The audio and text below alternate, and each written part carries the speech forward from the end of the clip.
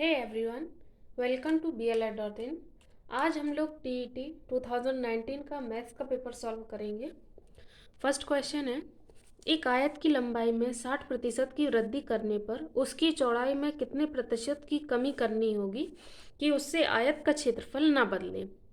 हम मानेंगे कि 100% है वो अपने में, अब हम उसमें 60% और बढ़ा रहे हैं तो 60/100 में 160 ऐड करेंगे, 100 में 60 ऐड करेंगे तो 160 हो जाएगा। इसे सॉल्व करेंगे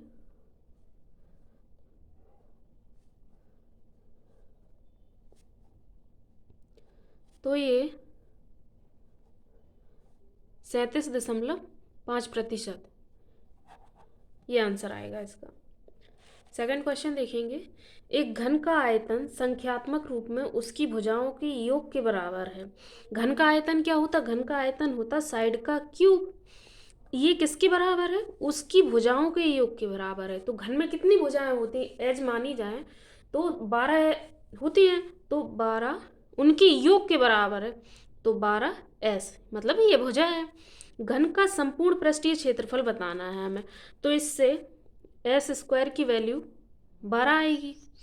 अब हमें जो उसका संपूर्ण पृष्ठीय क्षेत्रफल होता है घन का संपूर्ण पृष्ठीय क्षेत्रफल वो होता है 6 भुजा स्क्वायर। यहाँ पर भुजा स्क्वायर की वैल्यू रख देंगे हम, तो ये 72 मीटर स्क्वायर ये आएगा आंसर इसका। अब सेकंड क्वेश्चन देखेंगे,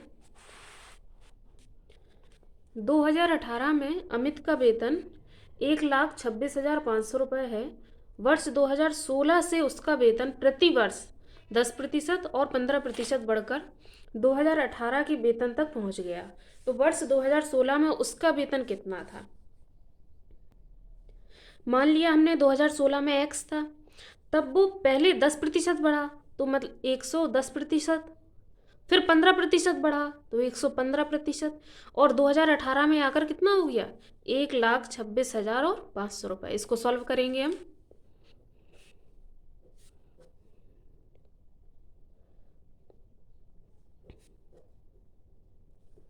तो x की वैल्यू आई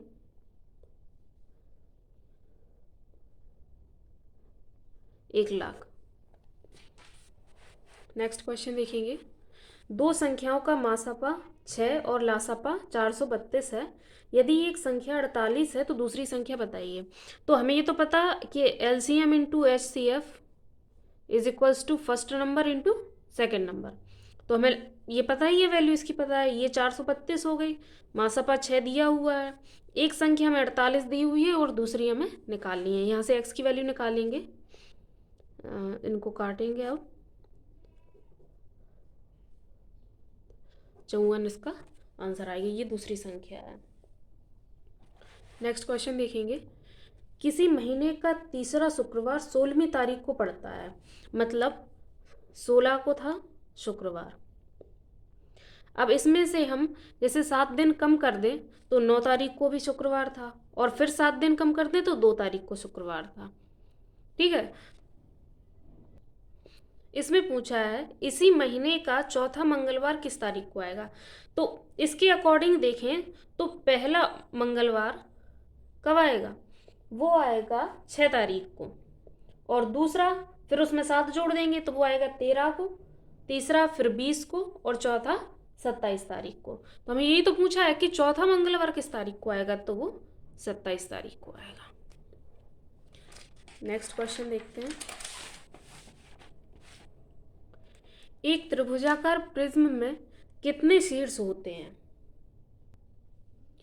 तो प्रिज्म किस तरीके का होता है? त्रिभुजाकार ऐसे बना होता है, यहाँ पर ये इस तरीके से, मतलब ये साइड स्क्वायर के रूप में दिखाई देती है हमें यहाँ पे रेक्टेंगल के शेप में, और इस तरफ ट्रायंगल के शेप में। तो कितने पॉइंट हो गए? 1 2 3 यहाँ पर, 1 2 3 यहाँ पर, तो 6 शीर्ष होते हैं इसके। ₹10 के 6 की दर से केले खरीदकर ₹6 में 4 की दर से बेचने पर कितने प्रतिशत की हानि हुई? देखो पहले यहाँ पर देखो, 6 केले 10 रुपए के उसने खरीदे, तो एक केला कितने का खरीदा? 10/6 मतलब इतने का खरीदा उसने।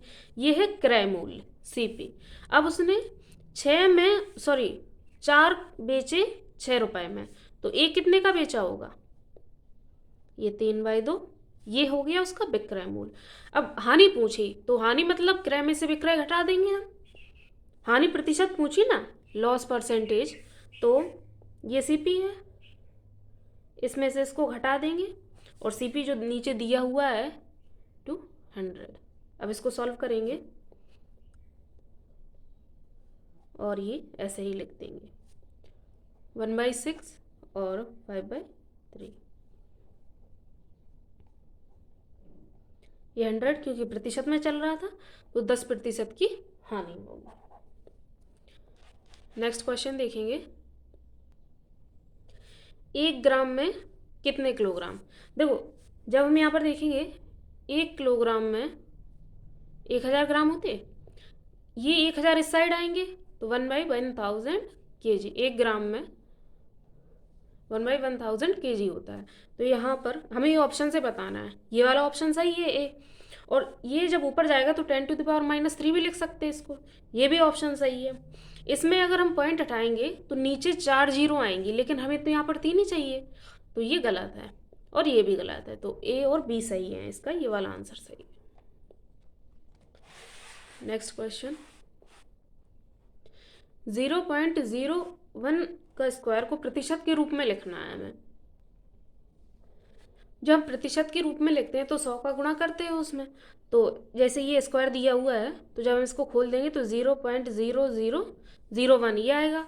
अब हमें प्रतिशत में करना है तो हम 100 का मल्टीप्लाई करते हैं, तो यहाँ पर 0.01 आ जाएगा प्रतिशत, तो ये ऑप्शन सही है। 1/100 नहीं आएगी वैल्यू इसकी, 1% भी नहीं आएगी क्योंकि ये यहाँ पर तो इतनी वैल्यू आनी है हमें, और 1/100 ये प्रतिशत में आएगा क्योंकि प्रतिशत में चेंज कर रहे हैं हम, तो प्रतिशत का साइन आएगा इसमें, तो ये वाला भी ऑप्शन सही है, ए और डी। नेक्स्ट क्वेश्चन देखेंगे, 2 संख्याओं का अंतर और गुणनफल दिया हुआ है क्रमशः में, उनके व्युत्क्रमों का अंतर बताना। देखो, अंतर दिया हुआ है हमें 5 और गुणनफल दिया हुआ है 36, तो हमें क्या बताना, उनके रेसिप्रोकल का अंतर बताना है। तो जब हम इसको सॉल्व करेंगे, एलसीएम लेंगे, ये आएगा। यहाँ पर कुछ भी मतलब कोई भी नंबर बड़ा हो सकता है, तो ये वैल्यू 5 की यहाँ पर लिख देंगे और 36 नीचे। नेक्स्ट क्वेश्चन, एक कमरे की लंबाई 10% घटाई गई है तथा चौड़ाई 20% घटाई गई, जबकि ऊंचाई 5% बढ़ाई गई। इस प्रकार कमरे के आयतन में कितने प्रतिशत का परिवर्तन आएगा? एक फॉर्मूला पता है हमें, x + y + xy/100। पहले घटाई जा रही है तो ये माइनस में हो जाएगा, फिर जैसे हम दो लेके कर रहे हैं, पहले लंबाई और चौड़ाई में कर रहे हैं, यहाँ पर भी घटाई जा रही, तो ये -20 प्लस ये -10 इंटू -20/100, ये -30 हो जाएगा, यहाँ पर ये 200/100, तो माइनस का 28%, यहाँ भी घट रही है। अब फिर ये ऊंचाई के साथ करेंगे इसी को हम, ये 5% बढ़ रही है, मतलब ये तो घट ही रही थी और ये 5% बढ़ रही है, यहाँ पर इंटू 5/100,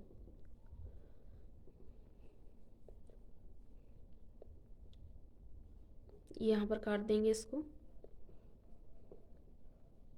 ये 1.4 हो जाएगा, तो माइनस का 24.4%, माइनस में आ रहा, मतलब वो घट रहा है। जो इसमें पूछा गया कि कमरे के आयतन में कितने प्रतिशत का परिवर्तन आएगा, तो जो आयतन है वो 24.4% घट जाएगा। नेक्स्ट क्वेश्चन देखेंगे,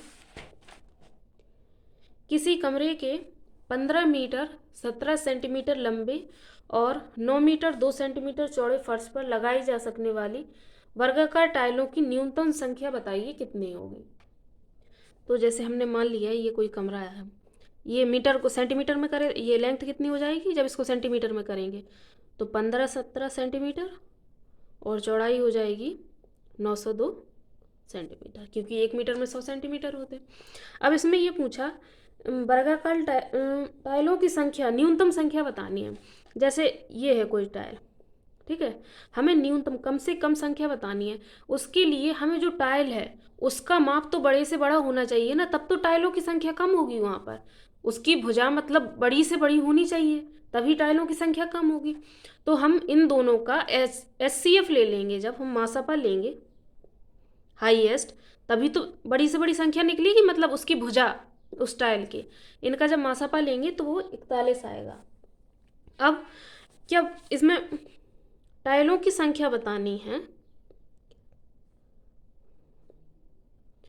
टाइलों की संख्या, तो इनका लंबाई गुणा चौड़ाई, और जो मासापा दिया हुआ है हमें वो भी स्क्वायर के शेप में है, तो 41 का स्क्वायर। अब इसको काट देंगे हम, ये कट जाएगा इधर, ये 7 बार जाएगा, और ये 22 बार, 37 गुणा 22, ये आ जाएगा 814। टाइलों की संख्या 814 होगी। नेक्स्ट क्वेश्चन देखेंगे, इकाइकांक निकालना है हमें। देखो जब हमें जैसे 3 दिया हुआ है यहाँ पर, तो हम हमेशा 4 के टर्म में लेते हैं। तो जो ऊपर पावर दी हुई है, जैसे 167 दी हुई है, हम इसको 4 से भाग देंगे, हमें रिमाइंडर 3 मिलेगा। तो ये जो लास्ट डिजिट है इसी की पावर हम ले लेंगे 3, तो यहाँ पर 7 आ जाएगी, क्योंकि यहाँ पर 27 आएगा, हमें तो लास्ट डिजिट से मतलब है ना, तो वो तो 7 आएगी यहाँ पर। नेक्स्ट क्वेश्चन देखेंगे, यदि भिन्न के एक अंश को 20% तथा हर को 25% बढ़ा दिया जाए तो भिन्न 3/5 हो जाती है। तो मूल भिन्न बताना है हमें कितनी। जैसे हमने मान लिया x और y थी मूल भिन्न, इसके अंश को 20% बढ़ा दें, मतलब 20% बढ़ाया ही तो है, तो वो 120 हो जाएगी, और हर को 25% मतलब 125 हो जाएगी। और अब कितनी भिन्न हो रही, 3/5। अब इसको काट देंगे,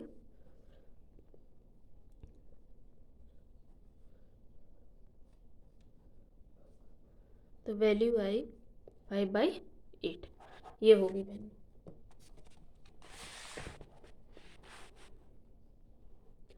आठ से भाज्य होने वाली संख्याएं बताएं। ये 4 संख्याएं दी हुई हैं हमें, हमें इनमें से बताना है कौन कौन सी 8 से भाज्य होंगी।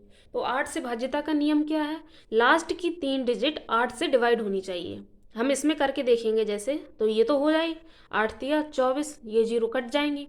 ऐसे ही यहाँ पर करके देखें, ये नहीं होगी, ये तो हो जाएगी, ये नहीं होगी। इसमें भी कर कर देखते हैं, तो लास्ट की 3 डिजिट में करके देखेंगे, ये वाली भी हो जाएगी, लेकिन ये नहीं होगी। तो पहली और तीसरी, ये थर्ड ऑप्शन इसका आंसर होगा। नेक्स्ट क्वेश्चन देखेंगे, एक पाइथागोरस त्रिक ज्ञात कीजिए जिसकी सबसे छोटी संख्या 8 है। पाइथागोरस थ्योरम मतलब जैसे ये राइट एंगल ट्रायंगल है, ये तो कर्ण हो जाएगा, ये बेस है आधार, ये लंबाई लंब है। तो यही तो होता कि कर्ण का स्क्वायर बराबर लंब का स्क्वायर और आधार का स्क्वायर। जो ये कंडीशन जिसमें भी फॉलो हो रही होगी वही तो पाइथागोरस थ्योरम से होगा। तो हम करके देखेंगे इसमें, जैसे सबसे बड़ी भुजा है ये, 100 का स्क्वायर करेंगे, ये सॉरी 10 का स्क्वायर करेंगे तो 100 आएगा, यहाँ पर 64 और ये 36। तो ये फॉलो तो कर रही है, लेकिन ये इसलिए नहीं होगी क्योंकि क्वेश्चन में हमें पूछा गया कि सबसे छोटी संख्या 8 होनी चाहिए, और इसमें तो 6 दी हुई है हमें उससे भी छोटी, तो इसको नहीं करेंगे। अब आगे इसमें इन तीनों में करके देखेंगे हम, क्योंकि यहाँ पर सबसे छोटी 8 ही दी हुई है। ऐसे 100 10 का करेंगे तो 100 आ जाएगा, ये 81 और ये 64, ये इक्वल नहीं हो रहा है दोनों, तो ये नहीं होगी। ये वाली करके देखेंगे तो ये 64 हो जाएगा, इसका इसका 49, और 15 का 225, सॉरी ये 17 है, यहाँ पर 7 नहीं है। 17 का करेंगे, इसको काट देंगे, 8 का हो जाएगा 64, और 15 का 225, और 17 का 289। अब इनको करके देंगे, ये दोनों इक्वल हो रहा है, तो ये वाले पाइथागोरस थ्योरम को फॉलो करते हैं। नेक्स्ट क्वेश्चन देखेंगे, जेड का मान ज्ञात कीजिए यदि 4 1 7 जेड 8। ये 9 से विभाज्य है। 9 से विभाज्यता का नियम कहता है कि हमें जितने भी अंक दिए हुए हैं उनका एडिशन कर देंगे और फिर वो 9 से डिवाइड होने चाहिए। तो इनको सबको जोड़ देंगे हम। 4 1 5 7 12 8 20। 20 तो हो रहे हैं, लेकिन जेड पर यहाँ पे कौन सी वैल्यू रखें कि वो 9 से डिवाइड हो जाए। तो जेड की वैल्यू 7 आएगी, क्योंकि 27 9 से भाग जाता है। तो जेड की वैल्यू। नेक्स्ट क्वेश्चन देखेंगे।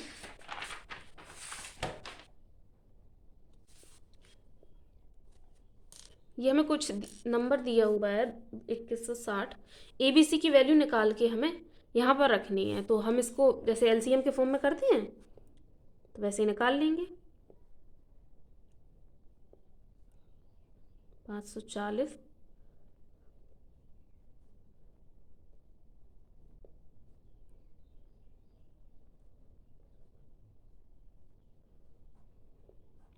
तो ये 1 2 3 4,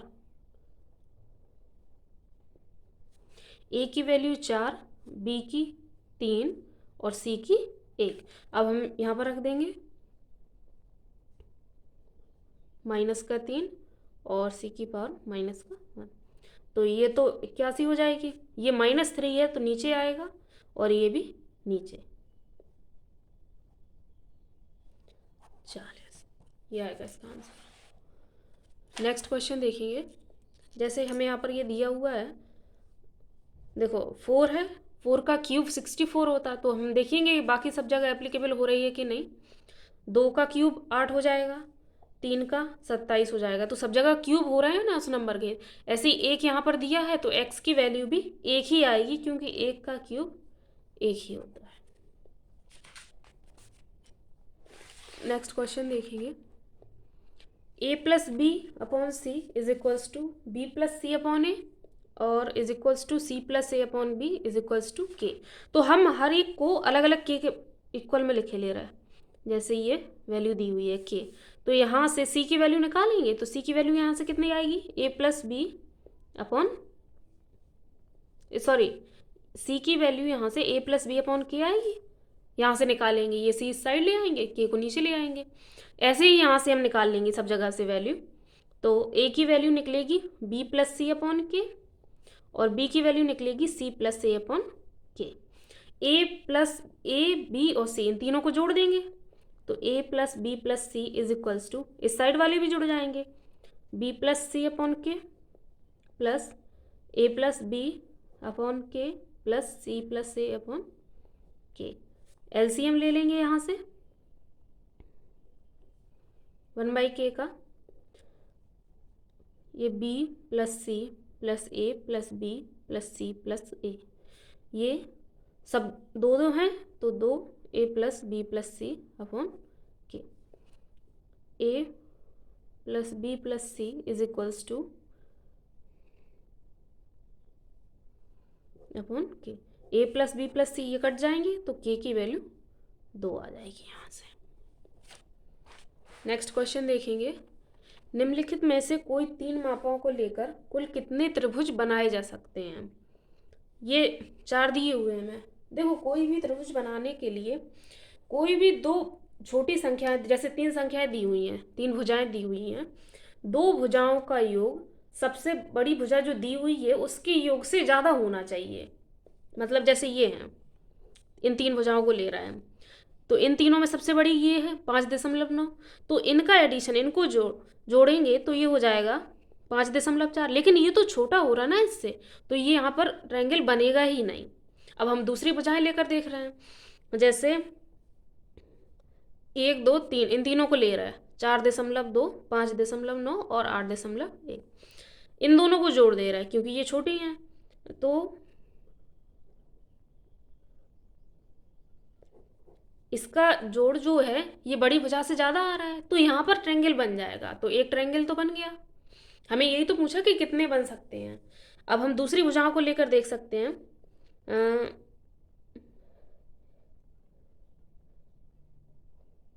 ये पॉसिबल ही नहीं है कि इतनी छोटी भुजा 1.2 और 4.2 और एक 8.1, इसमें तो बनेगा ही नहीं कैसे भी, इसलिए एक ट्रायंगल ही बनेगा इसमें। तीन भुजाओं को लेकर, इन तीन भुजाओं को लेकर केवल एक ही त्रिभुज बनेगा। ये सिंप्लीफिकेशन का क्वेश्चन है। तो सबसे पहले हम ब्रैकेट को सॉल्व करेंगे। ये बार ब्रैकेट दिया हुआ है, तो सबसे पहले इसको सॉल्व करेंगे। ये 6,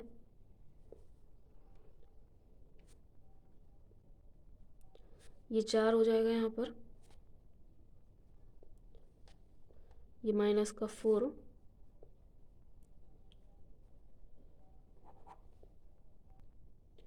माइनस का 5 आएगा। यदि मासा ए और 8 जैसे कोई संख्या है, उनका मासा 4 है और लासा उनका 24 है, तो ए का मान, तुम सबको रख के ऑप्शन से ही कर देंगे क्वेश्चन को। जैसे हम 10 लेकर करेंगे यहाँ पर, तो उनका मासा, सबसे पहले तो उनका मासा ही नहीं आएगा 4, तो ऐसे ही हम सारे नंबर करके देखेंगे। तो 12 से मासा भी 4 आएगा और लासा 24 आएगा, तो ए का मान 12 होगा। आयताकार खेत का विकर्ण 17 मीटर है तथा परिमाप 46 मीटर है। खेत का क्षेत्रफल बताना है। जैसे ये खेत है, इसका विकर्ण है 17, परिमाप है 46, मतलब आयताकार का परिमाप क्या होता, 2l+v। तो हमें इस खेत का क्षेत्रफल बताना है। खेत का क्षेत्रफल मतलब l×b निकालना है। ये दिया हुआ है हमें 17 है, जो जैसे ये l था, ये b, तो ये विकर्ण दिया हुआ है 17 का स्क्वायर, पाइथागोरस थ्योरम से करेंगे हम। l² + b² की वैल्यू निकली 289। हमें LB की निकालनी है, तो हम फॉर्मूला लगा देंगे, l+b का whole square is equals to l² + b² + 2lb। यहाँ से LB की वैल्यू निकल आएगी, वही तो खेत का क्षेत्रफल होगा। l+b हमें दिया हुआ है 23 का square is equals to l² + b² की भी वैल्यू दी हुई है। यहाँ पर ये 529 और इसको इस साइड ले आएंगे,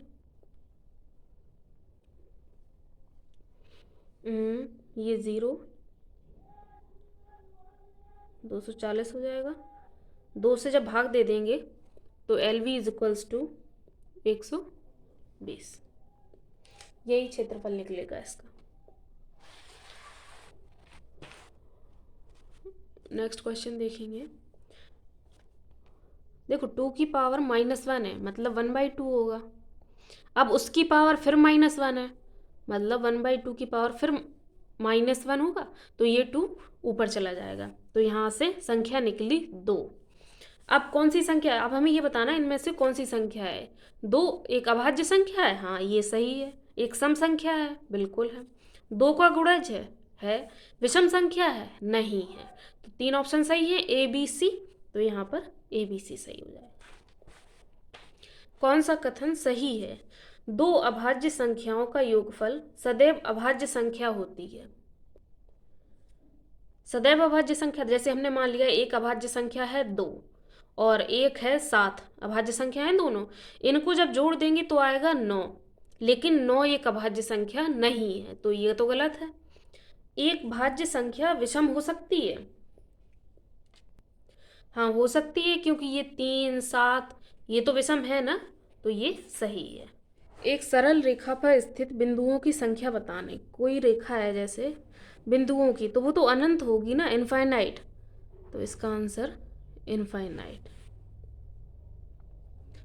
एक बहुभुज के अंतः व बाह्य कोणों का अंतर 60 डिग्री है, तो भुजाओं की संख्या बतानी है।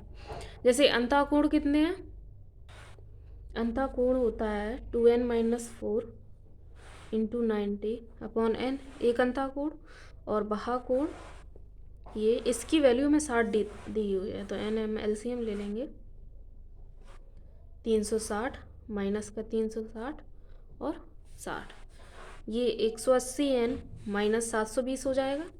n का इस साइड मल्टीप्लाई कर देंगे 60n।